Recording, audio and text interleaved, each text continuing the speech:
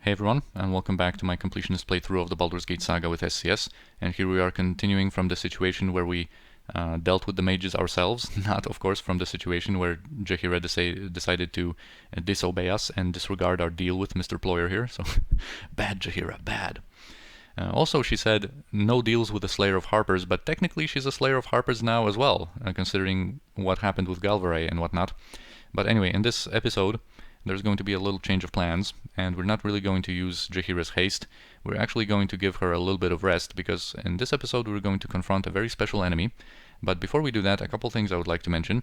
First of all, I reorganized my scrolls a little bit between the scroll cases, and Senashira has some basic ones prepared for selling in her inventory already. I've also organized my potions a little bit, so in Jaheira's potion case we have these potions of strength, the offensive potions, antidotes, and oils of speed.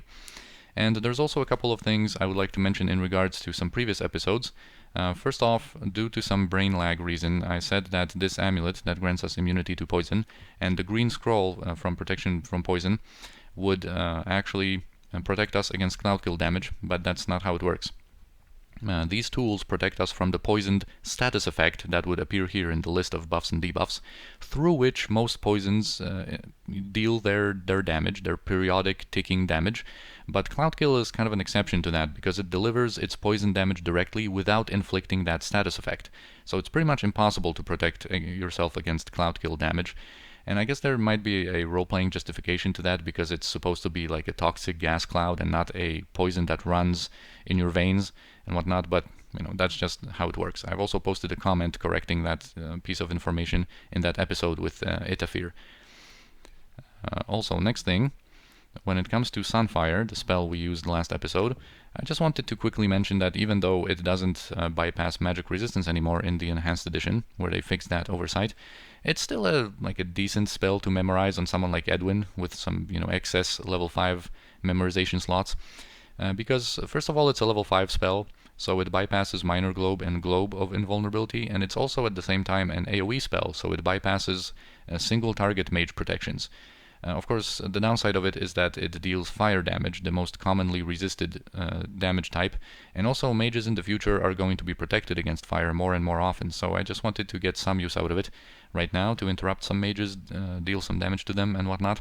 Also, I didn't mention it directly, but of course, after reporting to Renal Bloodscalp that we've dealt with Mavar, if we were playing a thief protagonist, we would get offered the Thief Stronghold, and we would be able to basically take over Mavar's guild and run it as our own. And there's a cool mod called Expanded Thief Stronghold that makes it more interesting.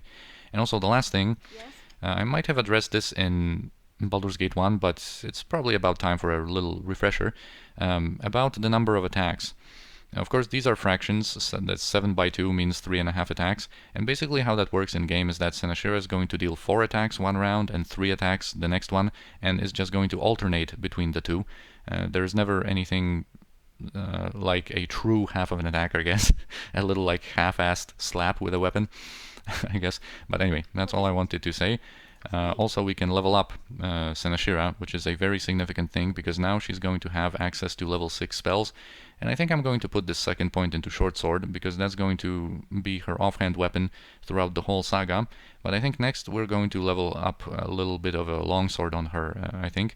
And also we're going to level up some longsword on Kirinai once she's finished with her Grand Mastery in scimitars, I think. Because we're about to get a really cool longsword.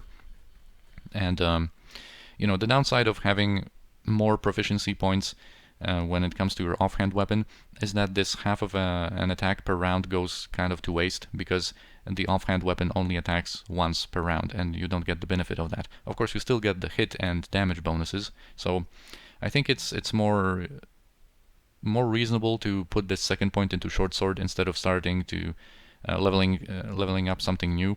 But the offhand attack is not too important. But anyway, now that she has some more spells, we can memorize some goodies on her. So let's get another Spirit Armor on her. Level 5, she might get that Chaos now. And level 6. This is important for an upcoming fight, and we're going to memorize Protection from Magical Energy, and we're going to memorize Death Spell. And this is going to become clear why once we get to fighting. And Jaheira leveled up in Fighter, so gets a pretty unimpressive level up from that. Alright, so first we're going to go back to the Copper Coronet and get some rest, so that we can get these level 6 spells on the Senashira. And we're also going to sell some stuff, these scrolls. The scimitar, I think, was stolen. Oh, and some of these scrolls were stolen. Alright. And also we can... Alright, this is not an acceptable price for that for that plate mail. So I'm going to put these back. Okay, and now we're going to rest. Rest once.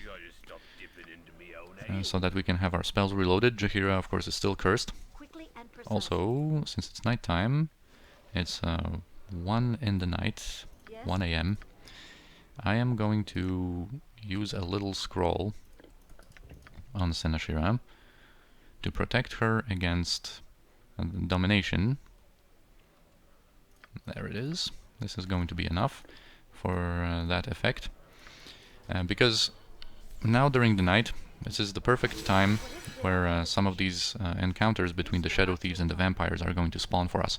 And I think the spawn point is up there, but I'm going to go all the way here with Senashira in front, because Senashira is protected against level drain, and with that minor spell deflection she's also protected against the domination spell that vampires like to throw around. And there's going to be a little event with a couple of vampires. This one, the third one. There's 5 in total of these events. So we're getting there when it comes to seeing all of them. There's going to be a guy. Oh, here he spawned. I'm going to leave the rest of my party far away. Alright, so here's Sansuki, and he wants our help. And apparently the vampires caught up with him, and they're usually like on the edge of our vision. Alright, here's Del. Okay, so she's going to mention, of course, that we have already made our choice and allied ourselves with the Shadow Thieves. And so that means we have to die. Okay, I hope the vampires... Okay, they spawned up there. There should be one more. Alright, 3 in total. Okay, and the Senashira is just going to deal with them solo. They don't even try using their domination spell, it seems, seeing that she has a protection.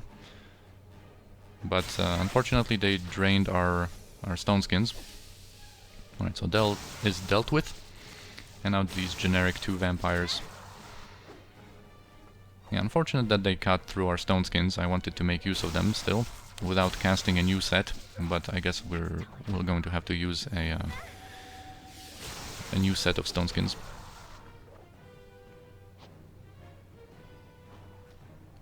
Come on.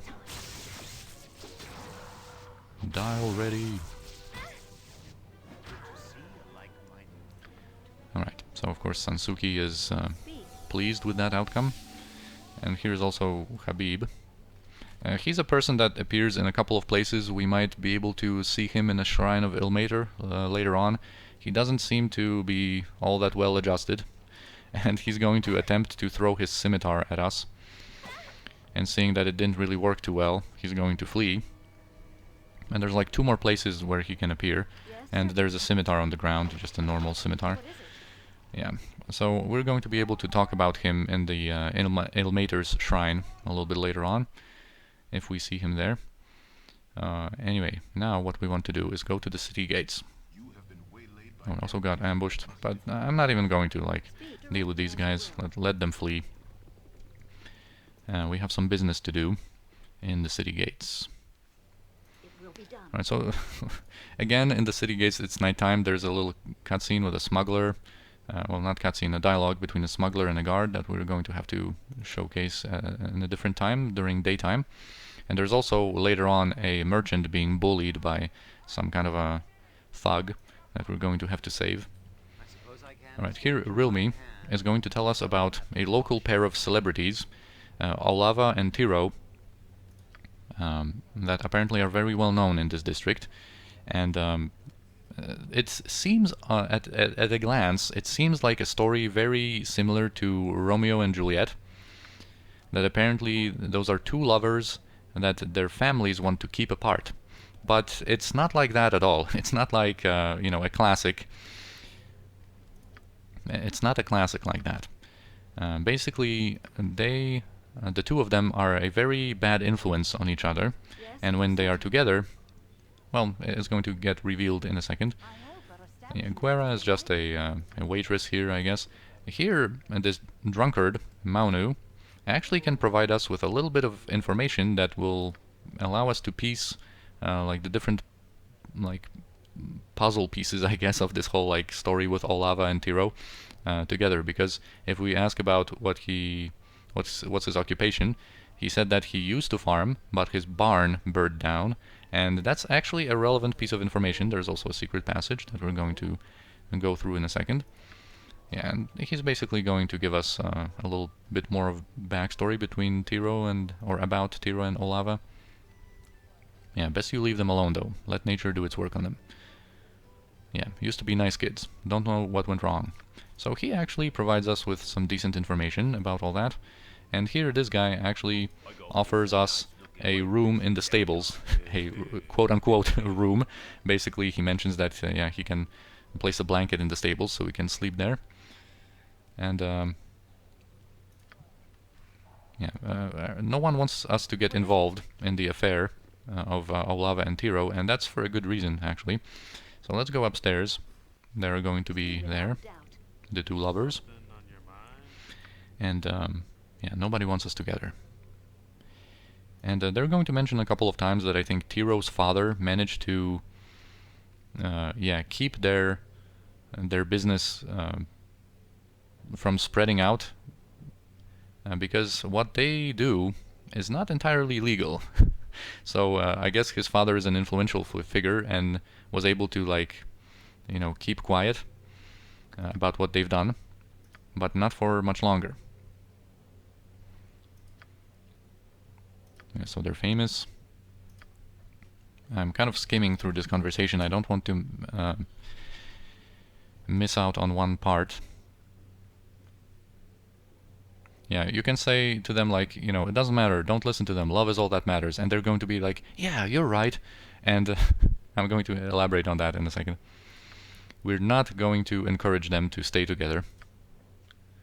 Yeah, basically people are like horrified and outright angry at them. They don't like the way we act when we're together. They say we'll just end up in trouble and they won't be able to help.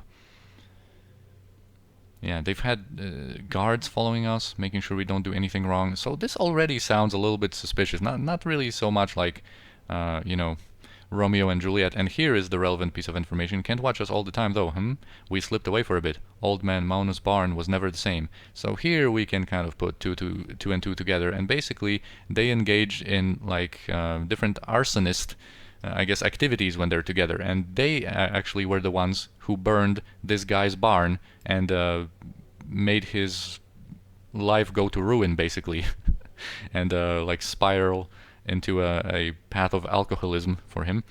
Anyway, so that's what it is, and basically his influential father, I guess, was able to like keep the information about their crimes,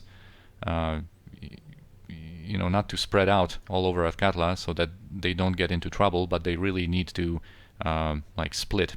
And basically, if you encourage them to stay together, later on when you visit this inn, Rilmi again is going to show up and inform us that because they also are going to say that, yeah, we're going to say everyone that it was you, you know, thanks to you we are going to be still together, and you know, we're going to go and perform all of those deeds in your name. And basically Realme is going to inform us that it was our bad influence that made them, you know, stay together and go on a, you know, on a spree of different like burnings, and we're actually going to lose a reputation point for that.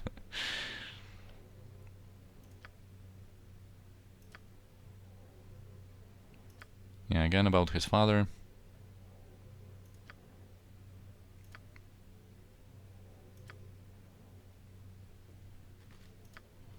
And because they threatened us, I don't take kindly to that kind of language.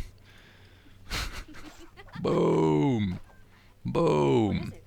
And we don't actually get a reputation penalty. They're not considered innocents, of course. So that's the end of Olava and Tiro. That's the end of their story. So we've just eliminated dangerous criminals.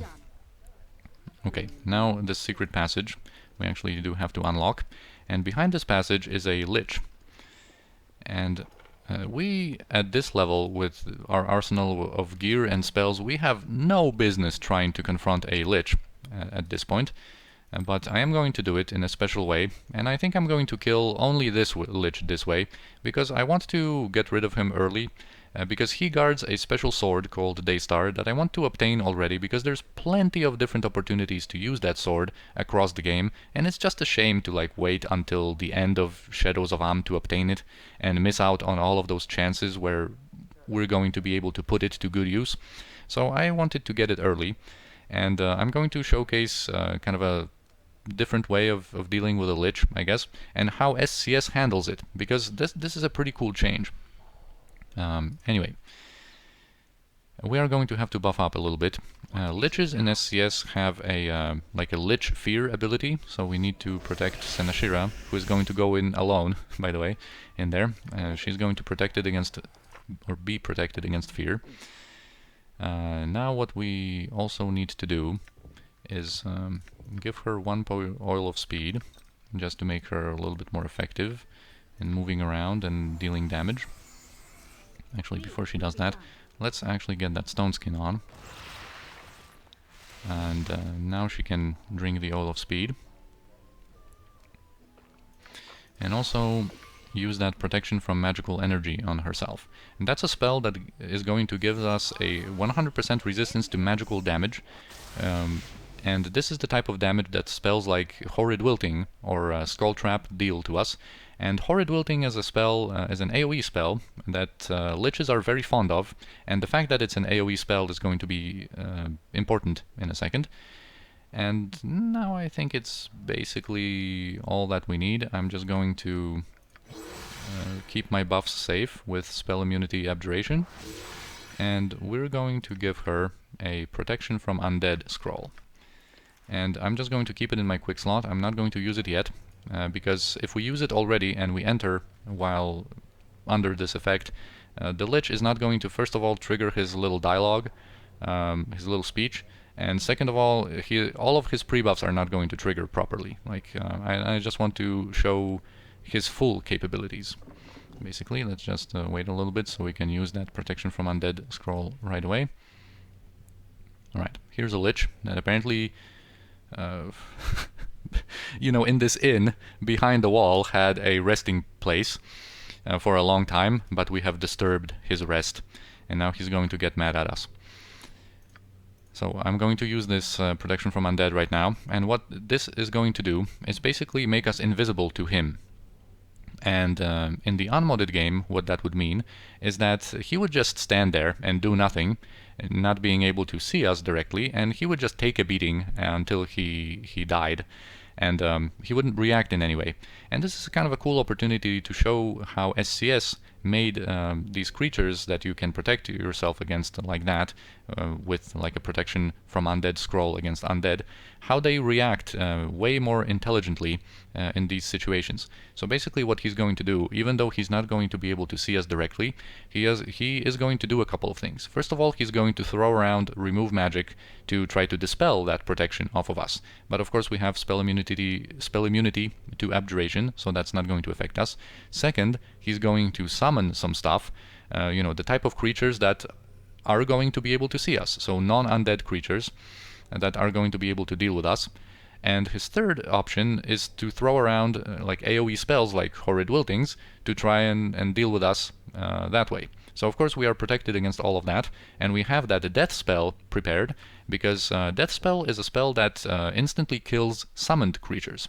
And there is a difference between summoned creatures and gated creatures, so it doesn't deal with demons that are gated and different genies and Ifrit and stuff like that, but basically all other summons it's just going to instantly kill. So I think this Lich might have some Mordenkainen swords, and you know, we're just going to deal with them with our death spell. But anyway, let's actually cast our protection and allow him to get his protections. As you can see, the list is quite extensive. The Dragon Fear basically is an ability that dragons and liches have. Of course, he has improved invisibility, Spell Trap, which is a level 9 protection. He has protection from fire, acid, magic energy, immunity to divination. He has a chain contingency with a simulacrum, actually. And he casts protection from magical weapons. He also has protection from the elements. Yeah. So we have to deal with his simulacrum now. And I think those were like double simulacrums, or one of them is like a mislead that wasn't showcased here. Anyway. Yeah, that simulacrum actually cast protection from magical weapons as well, so we're not going to be able to deal with it. Anyway, so he casts Time Stop. This is going to give him 3 rounds of just doing whatever he wants when we can't react to it. Okay, so he did summon a Mordenkainen's sword, and he unleashed a spell sequencer with remove magics, which is not going to work on us, of course, and cast another remove magic, which we are immune to. Alright, so that's one Mordenkainen's sword. These swords are immune to all physical damage and all elements, except magical damage, so you can damage them with like magic missiles, skull traps, horrid wiltings, or a death spell, which is going to be the way we're going to be dealing with them. They're actually pretty good, like offensively also, but I am going to wait a little bit more because I think he has more in store for us. So I'm going to wait until he summons a little bit more of them, and that's also why I have stone skins, and I actually might even want to cast some mirror images on myself. I just need to wait out these protections from magical weapons. Alright, here comes an invocation spell of some sort. Yeah, that's another Mordenkainen's sword. Just going to wait a little bit more with that.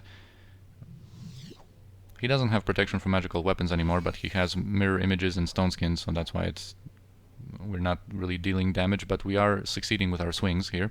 Right, he doesn't seem to be summoning... Okay, that's a necromancy spell. So yeah, I think it's time for a little death spell to get rid of these swords, so they don't interrupt us later on. Boom. They are dealt with. Let's also deal with that simulacrum. And he's also going to move around. Also... Okay, our spell immunity expired, so let's renew it, in case he has a little bit more of dispels, although I don't think he has. Anyway, this is also a good way to mention that the Liches, although they are normally immune to spell levels 1 to 5, they also see invisible, by the way, and they have that fear in SCS. Also, one thing that I wanted to showcase is that you can't leave this room. Normally in the base game you can just, open the chest, pick up Daystar and just escape, but here an invisible wall of force blocks the doorway, so we cannot leave until this Lich is dead. But what I wanted to say is that I think it might be due to the component of SCS that makes Liches susceptible to breach. They aren't really immune to all level 5 spells out there. From what I've been able to see in the game files, it turns out that they have like a blanket protection against spells of levels 1 to 4, and then a lot of particular entries of like protection from spell. But since I think there's so many different like spell versions in the game, they are not exactly protected against like every level 5 spell out there. So I think Cloud Kill works on them, and some AoE spells like Cone of Cold and Oracle, for example, can dispel their invisible status, although it's a level 5 spell. Although some others, even if they are AoE, like Sunfire, they are immune to. So it seems a little inconsistent. So even though I could take advantage of that and use some level 5 spells that would work on him, I'm not going to do that. Liches are supposed to be immune to, level 5 spells and lower, and even though some of them might work on them, I'm just not going to use them. Anyway, let's continue attacking him. We have to just overwhelm him with our physical damage. And I also want it to be hasted, because he might be throwing slows around, although it seems like he doesn't have any to offer us. So that hasted effect from Oil of Speed would just counter that and make us not slowed. And also I want it to be hasted just, to be able to catch up to him, deliver more attacks, so he can't avoid us for too long. And that is it. 22,000 experience for that Lich. Normally, I think in the unmodded game, I don't remember exactly anymore, but I think he is the second easiest Lich. He's pretty weak. I think the weakest is Nevaziah from Edwin's questline. I think that he's called a Lich, but he's not really a Lich. I don't think he has the immunities in the unmodded game, and I think he only has like level 5 spells. But of course in SCS all of the Liches get buffed up to their proper, like, at least level 18 status. So as you could see, he had access to level 9 spells like Spell Trap, Time Stop and all that. So Yeah, and then later on Liches are like level 25 or even higher. So all Liches in the game are like proper Liches now, so that's why I'm not going to go for Edwin's quest yet.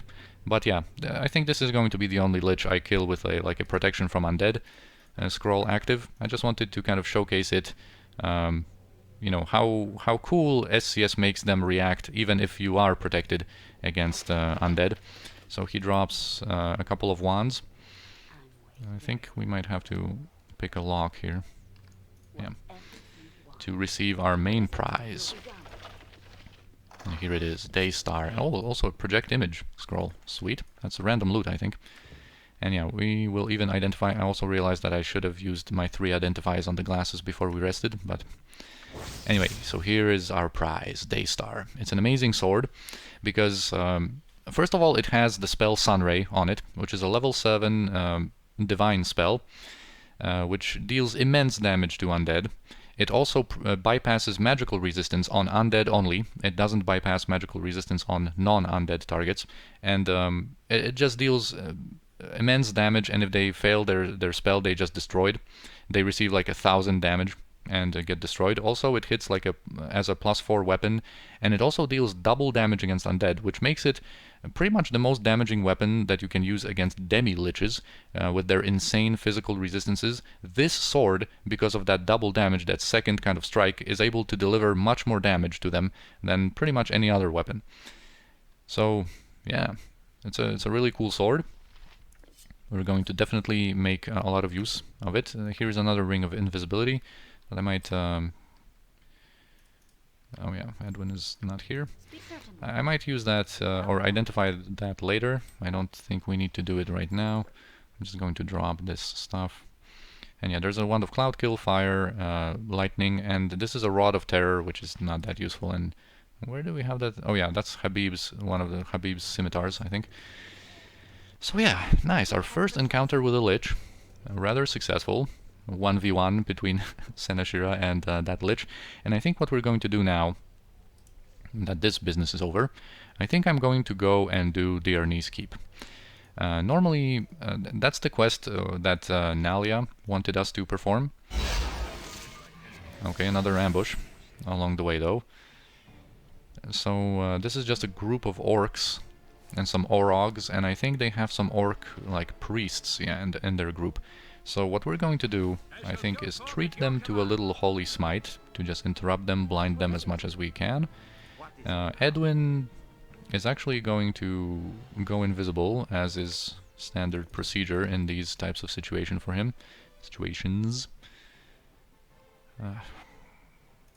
These scrolls, those are not legit scrolls. I just want to kind of identify them and get rid of them. But anyway, let's drink a potion of invisibility on Edwin to get him out of trouble. Then Jaheira, I don't think she is really going to be casting anything. I should think she is going to just go into melee, although she has 18 strength only now. What can you do, Senashira? Not too much. You still have your stone skins active, which is nice. Just protect yourself with some mirror images.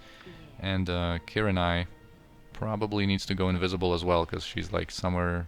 oh no, she's here, so I think she's going to be able to just go and throw some daggers from a distance.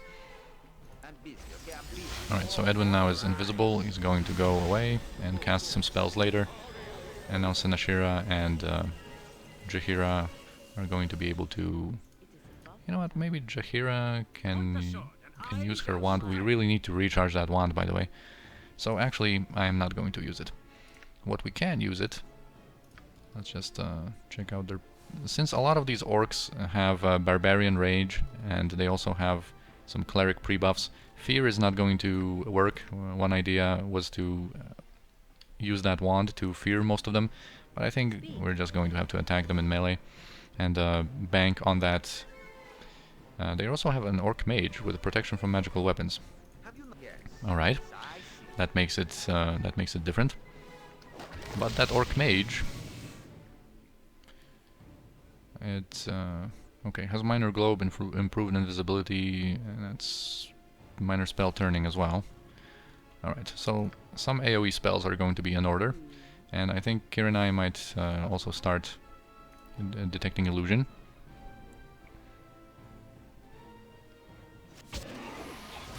Alright, so we did manage to blind some of them, and I guess interrupt that orc priest, which is nice. Blinded some archers, some other orcs. Alright, the mage is invisible over there. And the other people, let us just focus on that orc priest while we can. And I kind of wanted to use Edwin's spell sequencer with the double glitter dust, but since we have a mage on the table, I think it's... and most of them, or a lot of them got blinded anyway, through that holy smite, I think we're going to have to use some different spells. With Edwin, let's just keep a safe distance with him, and let's detect those illusions with Kiranai. Alright, there's the mage. So what we could do is use some level 5 stuff on him. And of course Edwin with his Cone of Cold wand is too far away. Actually, we can pass it like that. And someone dropped something. Okay, you did. And I think Senashira is going to like use it on this orc archer so that it can already be used from this distance, because, you know, getting through this traffic jam would probably take too much time. And Edwin right now is just going to wait. Boom. A little bit of damage to that orc mage. He saved versus wand. And I think in the meantime we might actually use that spell thrust on him and perhaps use something else on him a little bit later.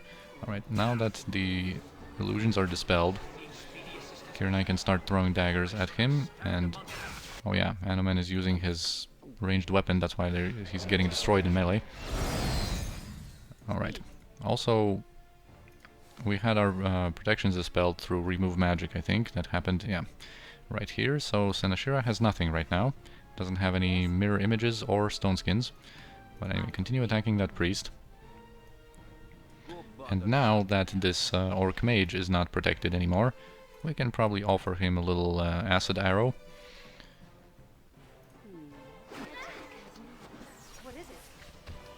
Alright, the priest is dealt with, and we can also attack him with Jaheira and Senashira. Alright, he went invisible. With Shadow Door, we need to dispel that. Alright, he's over there, already dispelled. Thank you, Kiranai. Detect illusion is amazing, as always. And I think we need to heal Anoman. He's just getting destroyed by some, like, one orc. Did you claim in the banter that you killed, like, 20 orcs, man? Like, you need to showcase your skills over here. You know what? I think this double glitter dust would be a little waste. Let's just throw a... actually, even not a glitter dust, but a slow. Hopefully he can get that spell off without getting interrupted, although... with these archers about, the likelihood of that is probably not great. But, you know, pre-buffing him with some mirror images first and then throwing in the spell, it's going to take some time, but you know what, I think it's worth it. Okay, and we're also going to now change Kiranai to some melee damage. Right, so Edwin is cool. He's going to offer us a little slow a little bit later. We can actually deal with that archer. Okay, boom. Now let's group up and deal with that mage finally. Also, Senashira might renew... actually, she doesn't look all that well when it comes to her protections. The amount of them left. And I don't really... I wanted to do at least a large part of the Ernest keep without resting, but with these all protections all used, I think we're going to have to maybe rest before going in there. We'll see. Alright, now I think we're in the clear.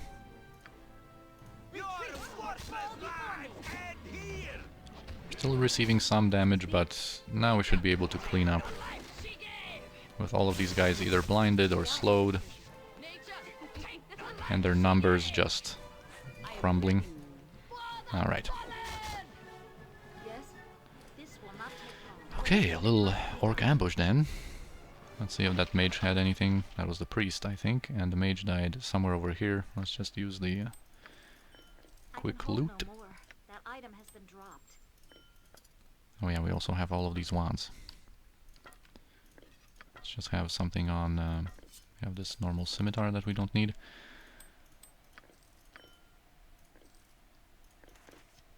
So that was flesh to stone. item has been dropped.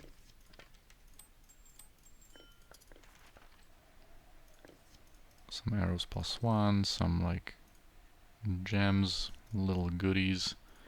Okay, there's a bastard sword +1.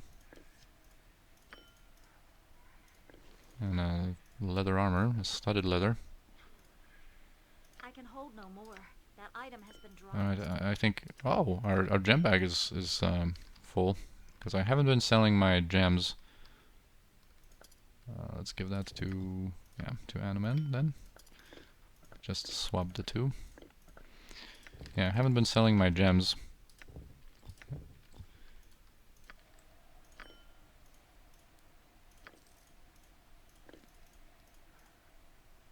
Okay, I don't really care all that much about like these arrows +1.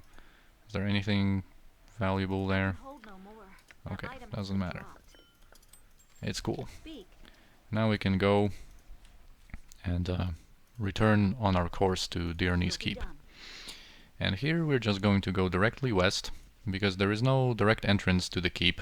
The drawbridge is up, so we cannot progress through here. There's also not a very inviting scene there with these impaled guards, I guess. So we cannot go through here, through the main entrance. Let's just explore the visuals here, I guess. And there's going to be a little camp west of here with Nalia and some of the remaining guards. And we're going to reach that camp and in the next episode proceed right into the action. We're going to have a little conversation with Nalia, recruit her to our party, and then just get to it. Get to liberating this keep from whatever it is that has conquered it.